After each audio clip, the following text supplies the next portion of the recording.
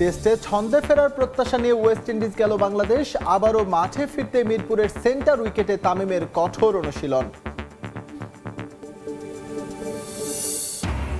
যুব ও ক্রীড়া মন্ত্রণালয়ের দেয়া 1 কোটি টাকার চেক বুঝে পেলেন সাফ শিরোপাজয়ী নারী ফুটবলাররা। বিসিবির আমন্ত্রণে মিরপুরে সাবিনা ঋতুপর্ণা। এবং প্রীতি ম্যাচ খেলতে বাংলাদেশ এসেই অনুশীলনে মালদ্বীপ। ফুটবলাররা ছন্দে থাকে আত্মবিশ্বাসী রেড স্ন্যাপার্স। জয় ছাড়া ভিন্ন কিছু ভাবছে না সফরকারীরা।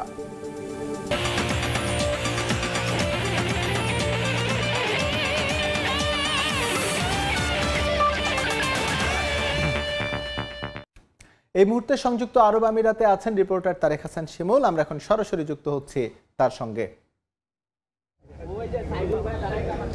গত 5 বছরে এই শারজার মাটিতে 230 রান চেস করে দ্বিতীয় ইনিংসে ব্যাট করে কোনো দল জয় পায়নি। সেই রেকর্ডটা কিন্তু আফগানিস্তান কিন্তু বাংলাদেশের বিপক্ষে ভেঙে দিয়েছে এবং তারা কিন্তু 2-1 এরই মধ্যে সিরিজটা নিশ্চিত করে নিয়েছে, জয় পেয়ে গেছে অলরেডি। আপনারা যারা সময় সংবাদের সঙ্গে আছেন তারা নিশ্চয়ই জানতে পেরেছেন যে বাংলাদেশ এরই মধ্যে কিন্তু সিরিজ হেরে গেছে এবং আফগানিস্তান জয় পেয়েছে। একটু যদি বলি বাংলাদেশের আসলে কোন জায়গাটায় পিছিয়ে গেল এবং কোন জায়গাগুলোতে ঘাটতির জায়গাটা তৈরি হয়েছে, আমরা দেখেছি প্রতিটা ম্যাচেই গোটা সিরিজ ধরে যদি বলি একেবারে প্রথম ম্যাচ থেকে এই ম্যাচ পর্যন্ত কোনো ধারাবাহিকতা নাই। যদি দেখি যে টপ অর্ডার একটু রান করছেন, মিডল অর্ডার কলাপস করছেন, লোয়ার অর্ডারের দিকে আবার কিছু রান হচ্ছে। আবার আজকে দেখলাম যে 2 ওপেনার একটা ভালো শুরু করে দিলেন তামিম এবং সৌম্য, তারপরে এসে মানে 19 রানের মধ্যে হচ্ছে 4 উইকেট নেই, এমন একটা অবস্থার মধ্যে আসলে ব্যাটিং অর্ডার গেছে। সেটা টেস্ট ক্রিকেট থেকে শুরু করে T20 থেকে শুরু করে ওয়ানডে, যেই ফরম্যাটটা সবচেয়ে বেশি পছন্দের ফরম্যাট, বাংলাদেশ সবচেয়ে বেশি ভালো করত, এই ফরম্যাটেও আসলে বর্তমানে এই অবস্থা একেবারে বাজে অবস্থা বলতে হয়। মানে গোটা দলকে নিয়ে আজকে এমনটা হয়েছে, মানে প্লেয়ারদেরকে পানি নিয়ে যাওয়ার জন্য বা দলের একটা মেসেজ নিয়ে যাওয়ার জন্য কোনো কেউ নেই। যিনি ট্রেনার ছিলেন তিনি হচ্ছে পরে প্লেয়ারদের জার্সি গায়ে দিয়ে ওই পানি কিংবা বিভিন্ন মেসেজ নিয়ে যাচ্ছিলেন। মুশফিকুর রহিম এরই মধ্যে দেশে পৌঁছে গেছেন, তিনি ইনজুরিতে পড়েছেন। তারপরে গতকালকে শান্তর বিষয়টা নিশ্চিত হয়, তারপর কিন্তু আজকে মাহমুদুল্লাহ রিয়াদ তার যেই খোড়া অবস্থা নিয়ে কিন্তু খেলেছেন, দারুণ ইনিংস খেলেছেন, 98 রান করেছেন, কিন্তু ফিল্ডিংয়ে কিন্তু তিনি স্বাচ্ছন্দ্য বোধ করেননি। পরে তার বদলে হচ্ছে রিশাদ ফিল্ডিং করেছেন। ওই পানি নিয়ে যাওয়ার মতো লোক মানে বাংলাদেশ দলে নেই এবং কি এটার ফলাফল যদি বলি যে টিমের একটা মানসিক অবস্থা একেবারে ডাউন হয়ে গেছে বলতেই হয়।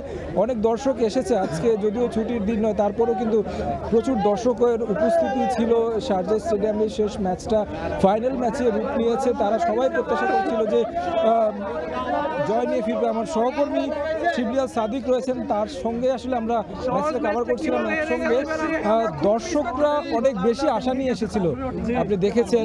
আমরা মিড ব্রেকেও লাইভে যুক্ত হয়েছিলাম, তারাও বলছিলেন হতাশ হয়ে ফিরতে হলো। প্রবাসী দর্শকরা একটা মানে উৎসবের খোঁজে থাকে এরকম একটা সিরিজকে কেন্দ্র করে। আমরা আসলে যে সিরিজে যেটা প্রত্যাশা করেছিলাম, বিশেষ করে আজকে এই মাঠে শান্ত খেলতে পারে নাই, তাসকিন খেলতে পারে নাই, তারপর মুশফিকুর রহিম খেলতে পারে নাই, যে একটা এই টিমের যে একটা অভিজ্ঞতা সেটা আজকে শেষ মুহূর্তে এসে আমরা দেখতে পেয়েছি যে একটা পুরো টিমের যে একটা কম্বিনেশন থাকে সেটা আসলে শেষ মুহূর্তে এসে যে আমরা এটা টোটাল একটা গ্যাপ দেখতে পেয়েছি, যার প্রেক্ষিতে আসলে বাংলাদেশ হারার পথে এই ম্যাচটা।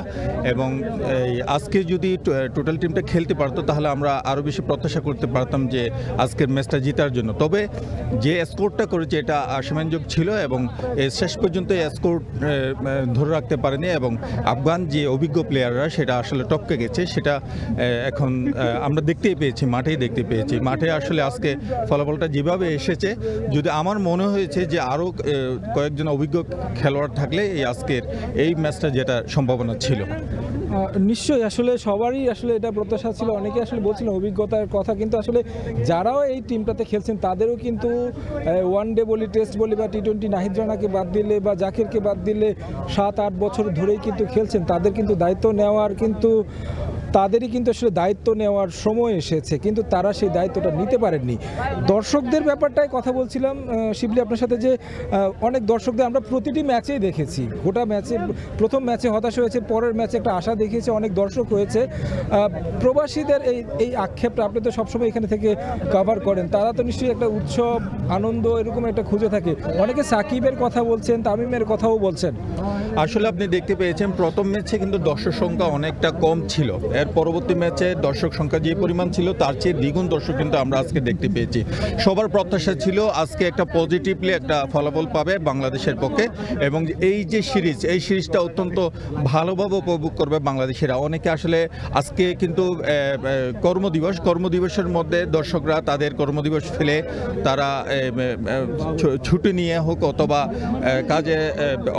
কাজের থেকে অবসর নিয়ে আজকে এখানে খেলা দেখতে এসেছেন। অনেকে 100 টাকার টিকিট কিনে এখানে আজকে খেলা দেখতে এসেছেন। শেষ পর্যন্ত তারা আসলে হতাশ হয়ে ফিরেছেন। এখানকার দর্শকরা বিশেষ করে সংযুক্ত আরব আমিরাতে 15 লক্ষের কাছাকাছি আনঅফিশিয়ালি প্রবাসী বাংলাদেশিরা বসবাস করেন। তাদের সবসময় প্রত্যাশা থাকে যে এখানে বাংলাদেশ টিম একটা ভালো করবে, এবং যতবারই বাংলাদেশ টিম সংযুক্ত আরব আমিরাতের মাটিতে যতবার আসলে টুর্নামেন্ট খেলেছে ততবার অন্যান্য দেশে খেলেছে কিনা আমার জানা নেই।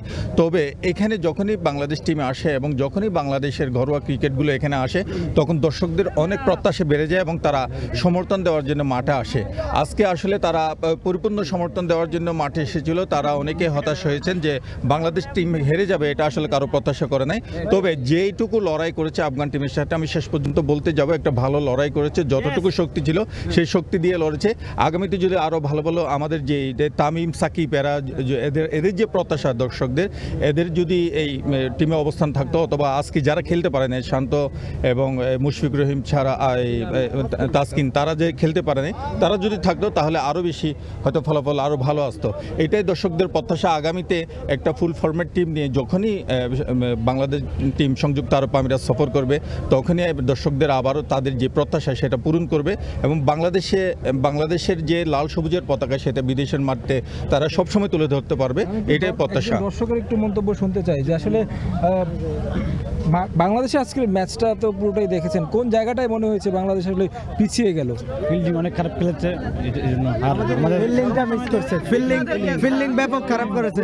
রিশাদ একটা ক্যাচ মিস করছে, আর হচ্ছে হলো যে গুরবাজ যেটা হচ্ছে হলো যে মোস্ট ইম্পর্টেন্ট, ওই ক্যাচটা মিস করছে, এই জন্য অনেক পিছিয়ে পড়ছে বাংলাদেশ।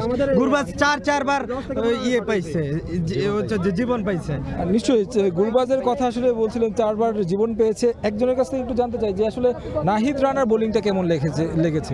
রাহিদ রানা অবশ্যই খুব স্পিডে বল করেছে, যেটা আমি ম্যাচের মধ্যে ফেসবুকে স্ক্রল করে দেখলাম। 151 কিলোমিটার গতিতেও বোলিং করেছে, নিঃসন্দেহে অবশ্যই খুব ভালো বল করেছে।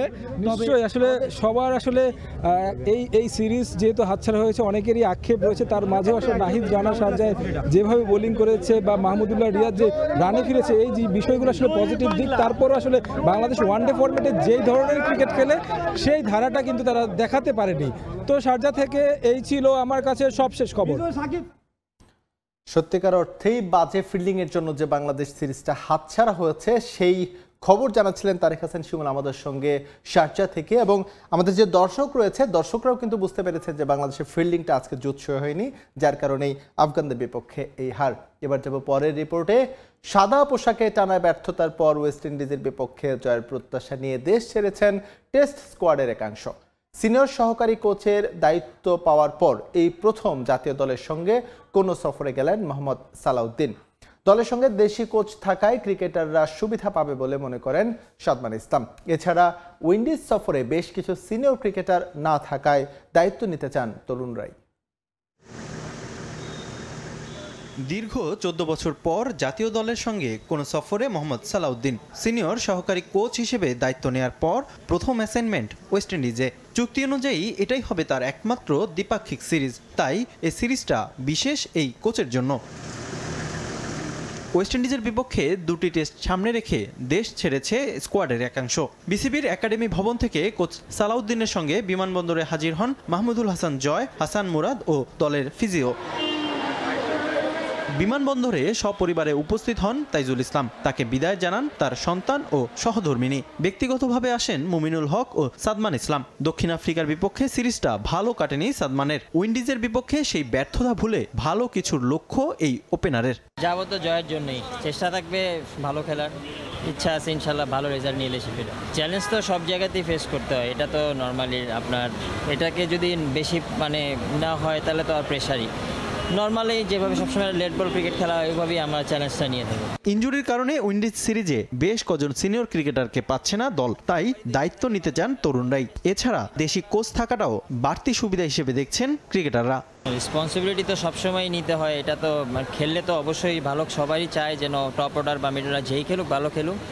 তো এইভাবেই চেষ্টা থাকবে যে আমরা যে টিম আছি ইচ্ছা সবাই ভালো খেলে ভালো রেজাল্ট করে। অ্যাডভান্টেজ তো অবশ্যই থাকবে। তো স্যারের সাথে তো সবাই এর আগে কাজ করছে কম বেশি, তো এখন যদি কারো প্রবলেম ফেস করি বা নিজেদের যদি কিছু লাগে তো অবশ্যই তার থেকে হেল্প নেব। আফগানিস্তান সিরিজ শেষে দলের সঙ্গে যোগ দেবেন বাকি ক্রিকেটাররা। অ্যান্টিগায় 22 নভেম্বর শুরু হবে সিরিজের প্রথম টেস্ট। এর আগে 15 নভেম্বর একমাত্র প্রস্তুতি ম্যাচে মাঠে নামবে Bangladesh.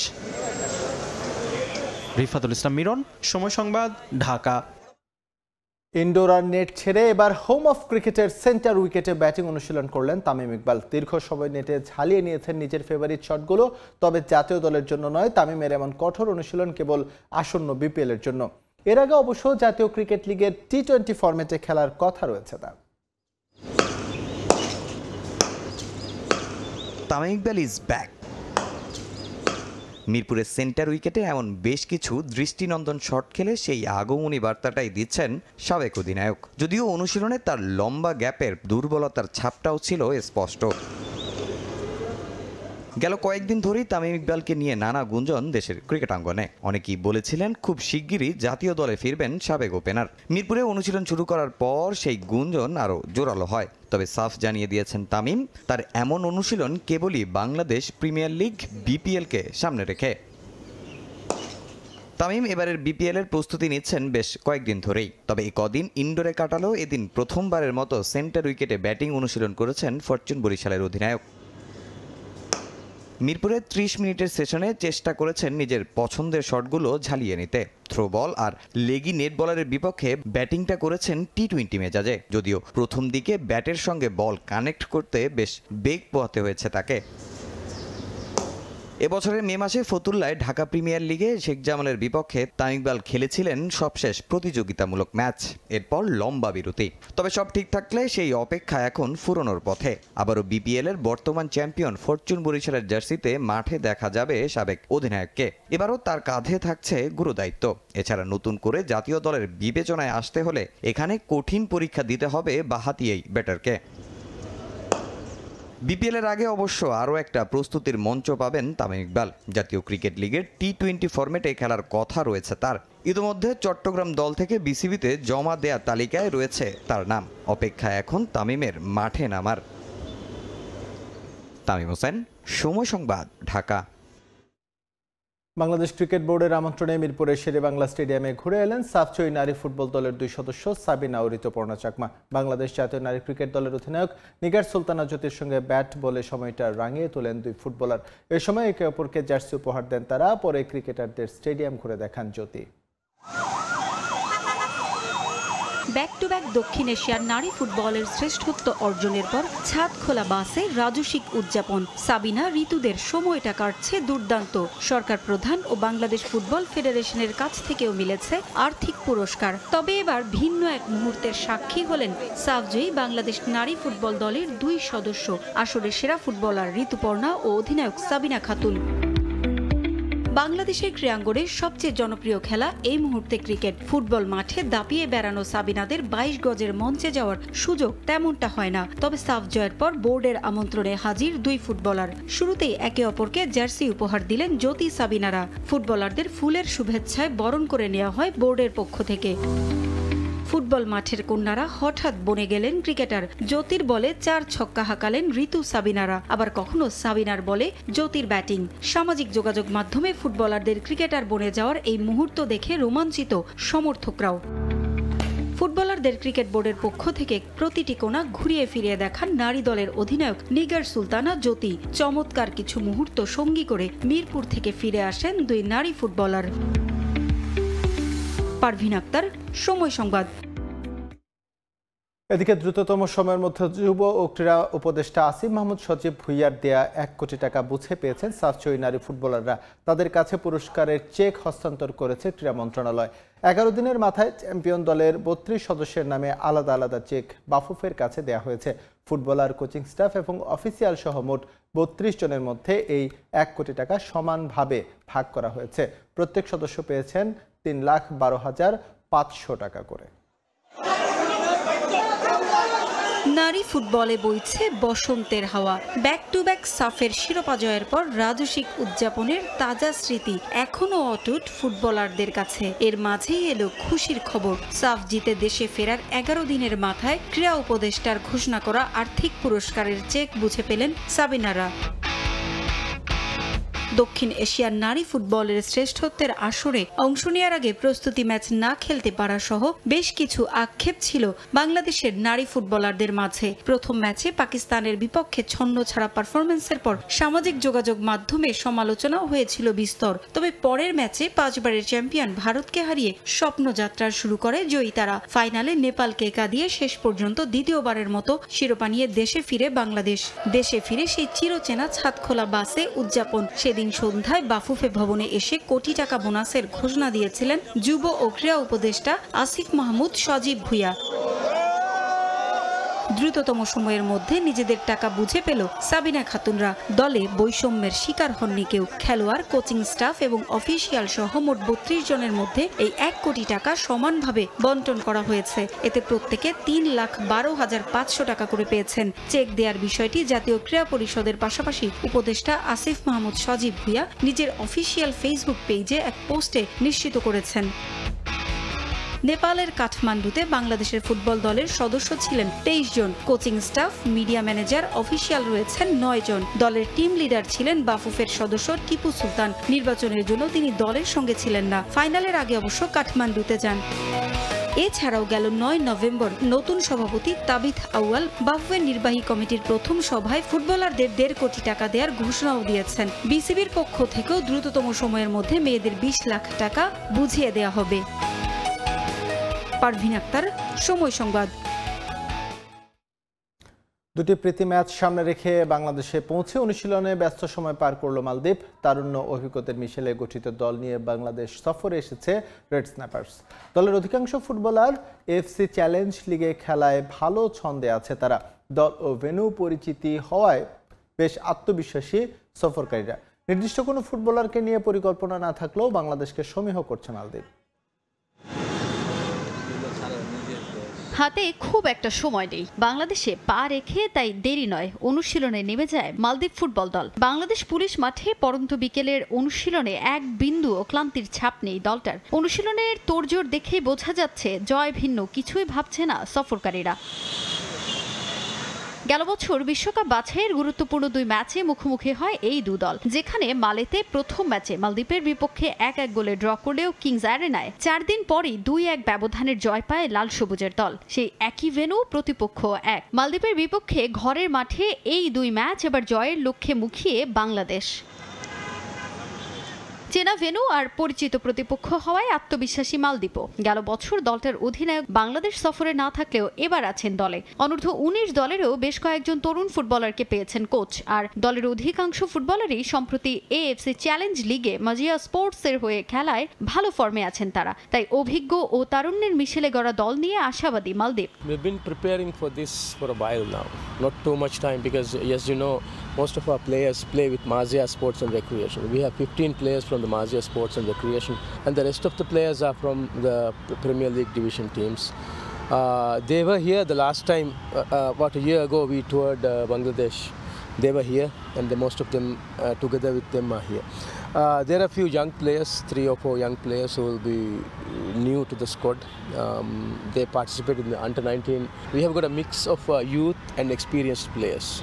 And this time around, our captain is back. এদিকে গেল বছর বাংলাদেশের বিপক্ষে 2 ম্যাচের একটিতেও জয় না পাওয়ায় এবার কিছুটা চ্যালেঞ্জিং হতে যাচ্ছে মিশন। নির্দিষ্ট কোনো ফুটবলার কেন্দ্রিক নয়, বরং সামগ্রিক পরিকল্পনা করছে সফরকারীরা। বাংলাদেশকে সমীহ করছে দলটা। শেখ মোরসালিনকে নিয়ে প্রশংসাও ঝরেছে মালদ্বীপ ম্যানেজারের কণ্ঠে। Bangladesh team is a very strong team. We are very aware of how Bangladesh plays, and recently we have had meetings with them on the field, and it has shown that it's a very sort of competitive matches that we have played with them. Football is not relaxable because once you get on the ground, it's 11 against 11. Each and every individual is a threat because starting from the goalkeeper, if I shoot towards the goal, he keeps on saving. He is a threat because if he does not save, the goal goes in. He's a good player. On his day, he could be very good. আগামী 13 ও 16 November দুটি প্রীতি ম্যাচে মুখোমুখি হবে বাংলাদেশ ও মালদ্বীপ। তাজিন খন্দকার, সময় সংবাদ, ঢাকা। নিউজিল্যান্ডের কাছে ঘরের মাঠে টেস্টে হোয়াইট ওয়াশ হওয়ার পরও গলাবাজি থামছে না ভারতীয় হেড কোচ গৌতম গম্ভীরের। ব্যর্থতার দায় নিলেও সমালোচকদের এক হাত নিতে ছাড়েননি তিনি। রোহিত কোহলির ফর্ম নিয়ে প্রশ্ন তোলায় রিকি পন্টিংকে কড়া ভাষায় জানিয়ে দিয়েছেন, ইন্ডিয়ান ক্রিকেট নিয়ে নাক গলানোর দরকার নেই। টেস্ট চ্যাম্পিয়নশিপের ফাইনাল নয়, বর্ডার গাভাস্কার ট্রফিতেই পূর্ণ মনোযোগ গম্ভীরের। অস্ট্রেলিয়ার বিপক্ষে সিরিজের শুরু থেকেই আক্রমণাত্মক ঢঙে খেলতে চায় ভারত। গৌতম গম্ভীর ঠোঁট কাটা স্বভাবের খেলোয়াড়, ধারাভাষ্যকার কিংবা আইপিএল দলের কোচ, যে দায়িত্বেই থাকেন না কেন সবসময় ঝাঁঝালো তার কণ্ঠস্বর।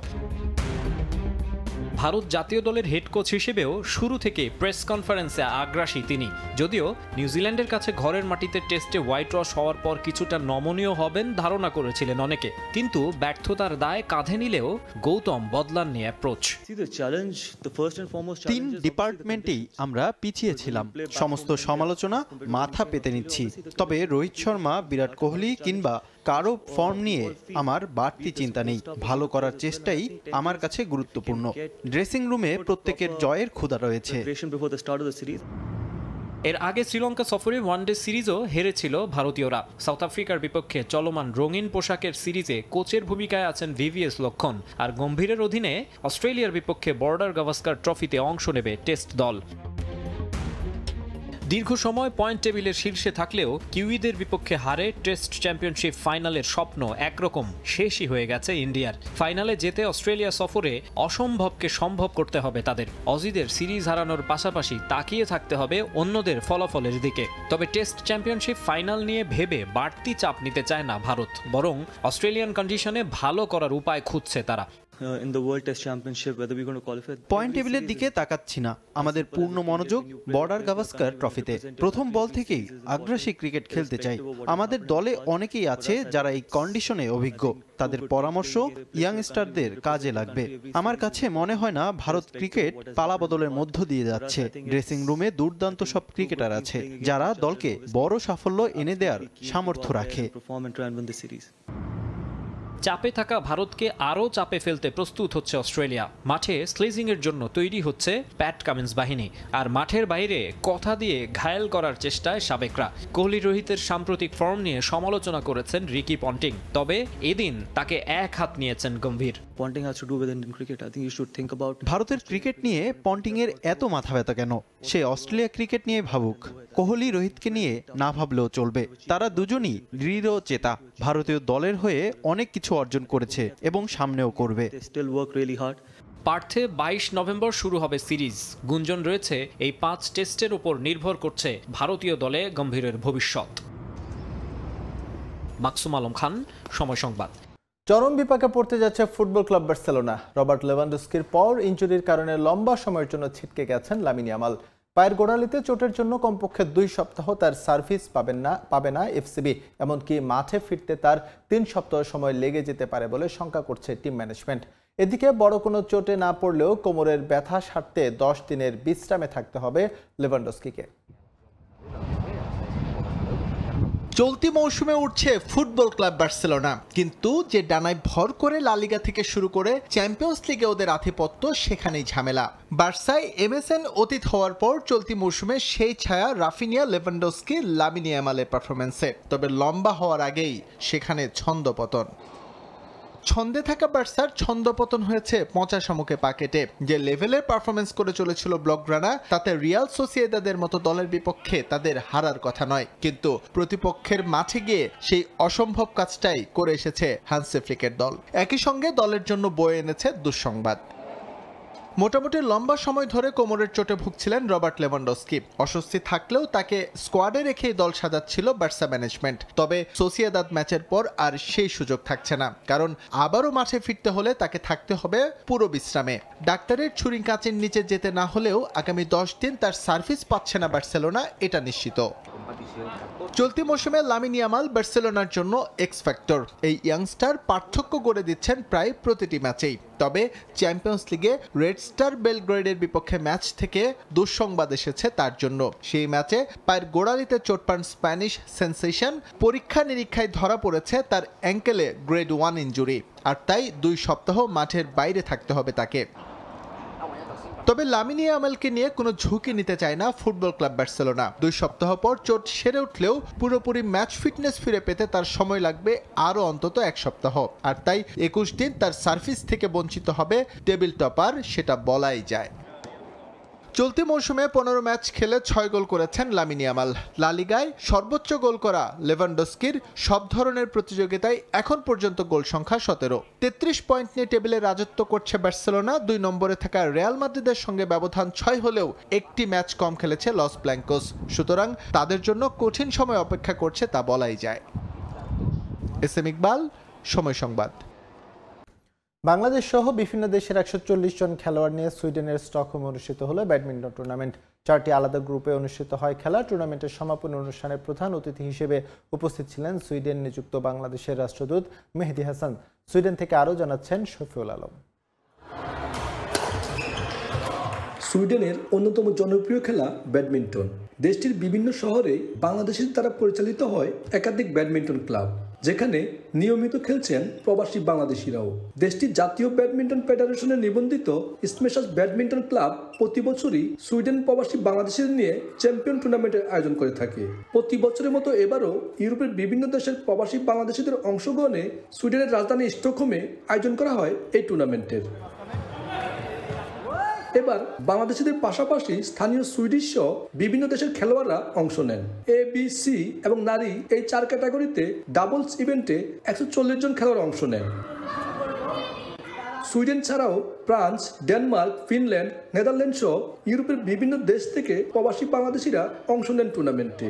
প্রতিবারের মতো এবারও নারী এবং সুইডেনে বেড়ে ওঠা প্রবাসী বাংলাদেশিদের নিয়ে আলাদা দল গঠন করা হয়। এই টুর্নামেন্টটা ওপেন করে দেওয়াতে যে একজন বাংলাদেশি আর একজন ফরেনার খেলতে পারছে। সুইডিশ লেভেলের ফেডারেশনের এলিট লেভেলের প্লেয়ার এখানে খেলতেছে, আর এবারই আমাদের হাইয়েস্ট নাম্বার অফ পার্টিসিপেশন হয়েছে।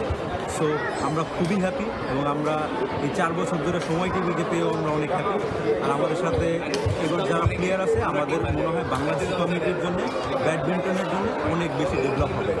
প্রতিদ্বন্দ্বিতাপূর্ণ এই টুর্নামেন্টে অংশ নিতে পেরে খুশি প্রবাসী বাংলাদেশিরা। খেলা দেখতে সুইডেনের বিভিন্ন শহর থেকে ভিড় করেন বিপুল সংখ্যক প্রবাসী বাংলাদেশি। এমন আয়োজন প্রবাসী বাংলাদেশিদের সৌহার্দ্যপূর্ণ সম্পর্ক স্থাপনে বিশেষ ভূমিকা রাখবে বলে মন্তব্য করেন তারা। চ্যাম্পিয়ন ব্যাডমিন্টন টুর্নামেন্টের মিডিয়া পার্টনার হিসেবে ছিল সময় টেলিভিশন। শফিউল আলম, সময় সংবাদ, সুইডেন। শুরুতে ফুটবল খেলা নিয়ে প্রতিবেশীরা নিরুৎসাহিত করলেও মেয়ের আগ্রহেই তাকে সামনে এগিয়ে দেন পরিবারের সদস্যরা। এখন তার অর্জনে গর্বিত সবাই। বলা হচ্ছে নারী সাফজয়ী দলের অন্যতম সদস্য গোলরক্ষক মিলির কথা। শুধু পরিবারই নয়, তার এই অর্জনে উচ্ছ্বসিত পুরো এলাকাবাসী। ময়মনসিংহ থেকে ওবায়দুল হকের রিপোর্ট। বিমানটার নাম আয়া কইল, আব্বারা আমারে কও আমরা দিতে চাইছি, আর তোমার কলা টলা বেসন লাগতো না, সরকার আমরা অনেক পুরস্কার দিব।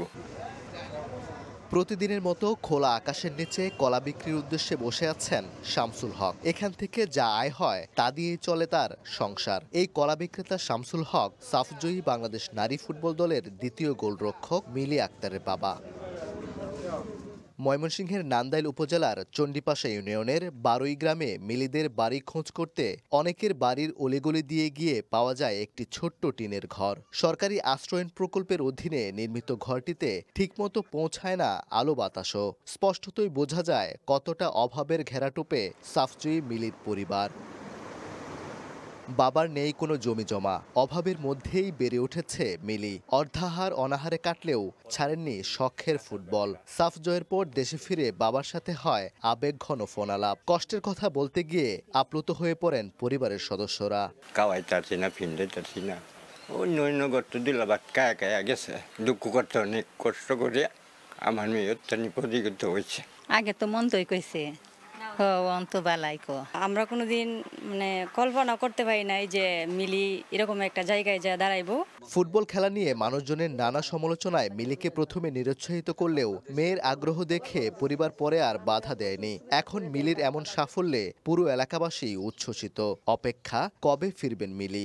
তার বাবা একটু কষ্ট মষ্ট করছে, কাঁচা বুনছে, কলা চুরি বেছে, বসতিলাম তাহে চোখ বুঞ্জে গরম ফুরে চৌবাসে। সে কষ্ট করিয়া খেলাধুলা শিখিয়া আজকে সে বাংলাদেশ চ্যাম্পিয়ন একজন প্লেয়ার হয়েছে, এটা আমাদের একটা সৌভাগ্য। আমরা এলাকাবাসীর গর্ব সবাই, মানে সরকারে তারা একটু সহযোগিতা করলে মানে ভালো হয়। আমাদের কাছ থেকে একজন খেলতেছে, অবশ্যই আমাদের ভালো লাগতেছে।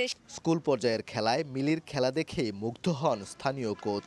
তার হাত ধরেই পরবর্তীতে বাংলাদেশ সেনাবাহিনী দলে জায়গা করে নেয়া, এরপর জাতীয় দলের সুযোগ পেয়েই ইতিহাসের অংশ, যা দেখে ব্যাপক আগ্রহ তৈরি হয়েছে স্থানীয় ফুটবলারদের মাঝে।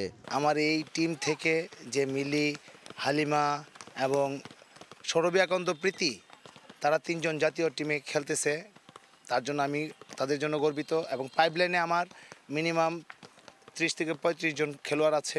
শামসুল হকের 4 মেয়ের মধ্যে মিলি সবার ছোট। 6 ভাই বোনের মাঝে তাকে ঘিরেই অন্যরকম গৌরব পরিবারের সদস্যদের। ওবায়দুল হক, সময় সংবাদ, ময়মনসিংহ। এ পর্যায়ে খেলার সময়ের শীর্ষ সংবাদ জানিয়ে দিচ্ছে আরও একবার। টেস্টে ছন্দে ফেরার প্রত্যাশা নিয়ে ওয়েস্ট ইন্ডিজ গেল বাংলাদেশ। আবারও মাঠে ফিরতে মিরপুরের সেন্টার উইকেটে তামিমের কঠোর অনুশীলন।